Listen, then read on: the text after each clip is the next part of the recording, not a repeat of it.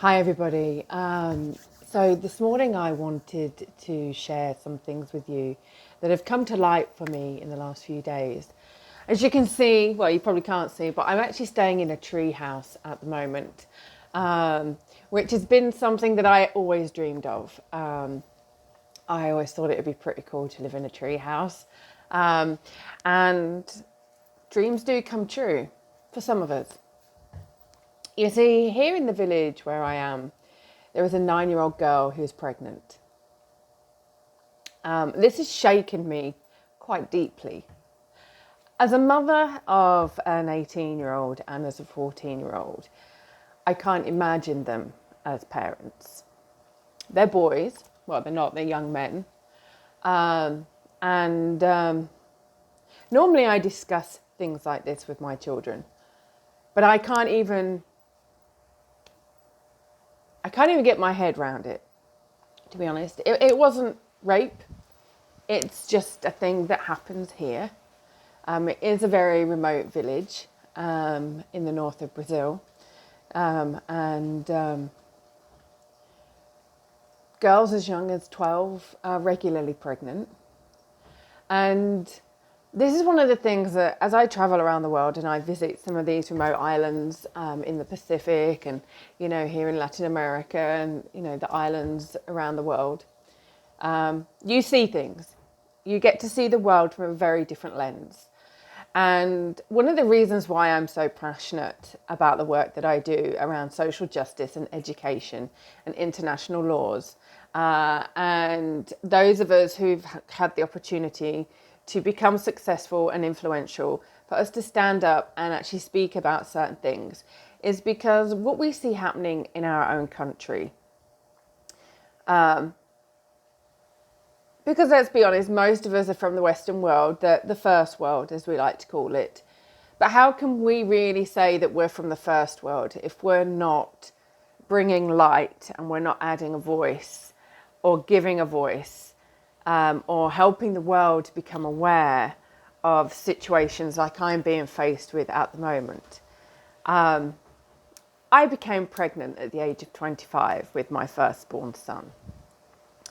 And I was gifted the opportunity, simply purely on where I was born, into situations that I was born into. I had a loving mother. I guess at some point my father was probably loving. But my mum and my dad raised me together in a very loving home. And notice I make the distinction between father and dad there.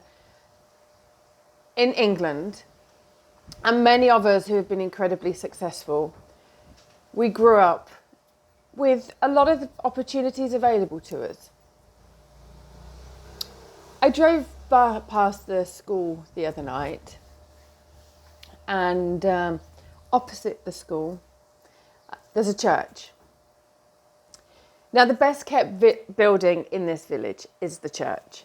The school is not so great. The homes are not so great. But the church is immaculate, absolutely immaculate. And this is not a slight on religion or anything like that. Those of you who know that I do believe in source. I do believe in a divine entity that we all come from. And I can't help but feel that there is a real big imbalance in the world. And one of the reasons why I had to come off social media is because I see a lot of people that have a lot of success and a lot of influence just talking and talking and talking. But very, very few of them are doing. Very, very few of them are actually creating something that is actually making the world a better place. They are collecting money. And I know quite a few of these people personally, and those of you who are watching, it upsets me to see. I am not judging you in any way, because I know that you don't have the insights that I have. Very, very few of us sail around the world by ourselves. And that's not to make myself superior or any other thing. It's just that when I see those of us with success and influence who have the opportunity to serve at a very high level, and all we're choosing is a luxury lifestyle without paying it forward to other people, or without learning about the world, just banging on about COVID and Fauci and transvestites and all the other stuff. Great, keyboard warriors, keep going. But just ask yourself, is you being a keyboard warrior actually serving you and actually serving humanity? Because the thing is, a lot of you are still wearing a mask, or you're still not going shopping, and you're still not opening up your businesses. The best form of protest is to actually ignore those who are imposing illegal sanctions upon you. The best form of protest is to create something that gets over it, under it, and around it. Now, those of you who have children will understand that reference. Because when you go on a bear hunt, you do get over it, you do go under it, and you do go around it. And it doesn't matter whether that bear is a big grizzly bear in a storybook, or whether that bear is a big political evil, or whether that bear is young girls as young as 9 having children in a village, because there's no education, because the government in the country are more interested in lining their pockets and doing deals with organisations like Monsanto and poisoning the people of the country, poisoning the soil, destroying the oceans, manipulating the food with genetic modification. That bear is being fed, and we are also feeding it when we don't do something about it. Now, you all know, a lot of you by now, that I have an Authority Mastermind collection, and I am here with all of this knowledge that I've gained over 22 years of traveling the world to over 50 countries, seeing what I've seen. I have the equivalent, apparently, according to a lot of my PhD supervisor friends, more PhDs in my head than most people could ever consider as a collective lecture group. Which, no, very nice of them to say, but I am a geek and I own that. I have a lot of international law and social justice, human rights. I have a lot of cultural awareness. I helped regenerate areas of the UK for many years. I speak, I guess you could say, 5 languages. I can't have a huge political debate in all of them. Most of them I can get by. And I am wired differently. But I'm really no different to this little girl here in this village. There are about 200 people in this village, very similar to the village that I grew up in. There's actually more roads here in this village. Well, they're not roads, they're sand roads. You can't drive a car here. You need a Jeep or a 4x4 quad bike. The livelihoods here is fishermen, fisher boats, that's it. I'm no different to her. Really? We started in the same place, a village of 200 people, school, a church, somewhere for the men to go and have a drink on a Sunday after the Sunday lunch. That was it. But the thing is, I was born in England. I wasn't born in the north of Brazil. So I'm processing a lot right now. You can probably hear the emotion in my voice. And one of the reasons why I did come off social media was because I'm sick and fed up of seeing people just talk about the pretty instead of the stuff that's really deep and underneath. And some of you, I've had to really consider whether we're actually in alignment with one another, because it doesn't seem that we are. And I often wonder, if COVID was taken away, what would any of you actually have left to talk about? Would you even know? So I'm inviting you to come and join me, on doing my Authority Mastermind. There are 2 modules of leadership. There's a module on culture awareness. There's a module on social justice and human rights. And then there's why our ego and our I'm not up for that. Why would that be me? Your ego. And how we step out of that to actually be able to serve at a higher level, and then how we brand that, and then how we market that. Because I know that a lot of people, they're so worried about upsetting people. They're so afraid of losing people. And they say, yes, but I'm a conspiracy theory. People hate me all the time. But they don't. They just want something deeper from you. They want to hear something different to the media rhetoric. And yes, I know that what I say and how I say it upsets a lot of you, because you can't be confronted by what I know. You can't allow that in your life, because the pretty is a lot easier to deal with.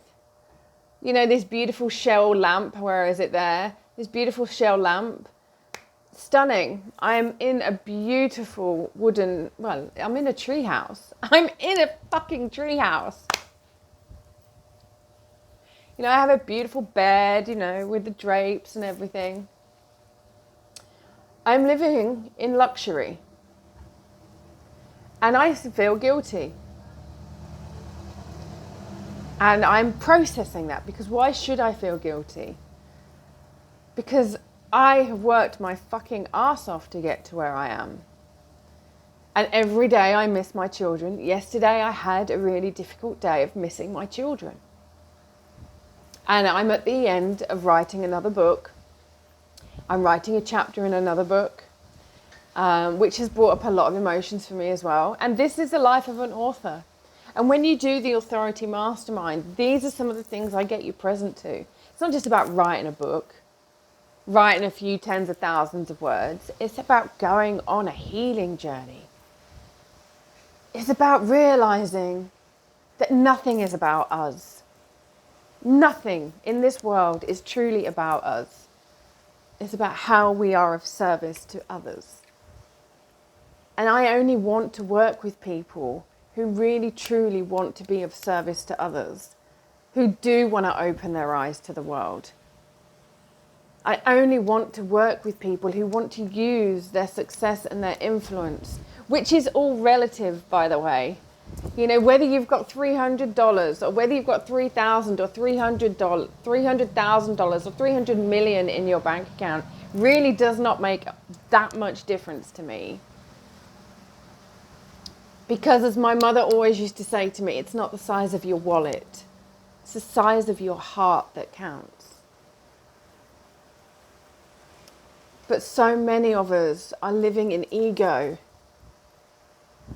And we're too afraid to look at the world. We're too afraid to see what's really going on. When you write a book of substance, when you write a book about something so close to your heart, or you write a book about a journey that you have been on and you release that in the world, that's an emotional transformation. That's a personal transformation like never before. And that book, you may charge 5, 6, and 7 figures for people to work with you. But those people who can't afford even 3 figures to work with you, they will read your book and you will transform their life by sharing your soul with them. So if you're ready to go on a soul journey and bring social justice, whatever that social justice looks like, whether it's transforming your local community centre, whether that is transforming your community or helping to be part of a global movement, giving a voice to 9-year-old girls who are pregnant because that's the normal thing, then come join me for the Authority Mastermind. Come join me and write a book with me. I would be more than happy to serve you. Because like I said, it's not about me. It's not even about you. It's about all of those that we get to serve together. Now, I am going to go and have my morning coffee and start my day's work and finish these books. Probably cry a bit more through my mosquito bitten eye. Yeah, I got bitten on the eye last night by a mosquito and I could hardly see through my left eye.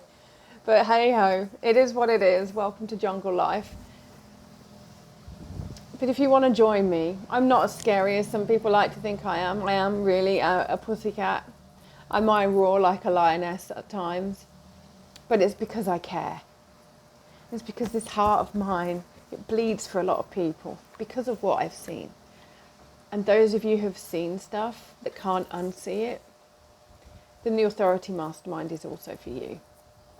So come join me. Let's go change the world together. One book, one coffee at a time. Much love. Ciao, ciao.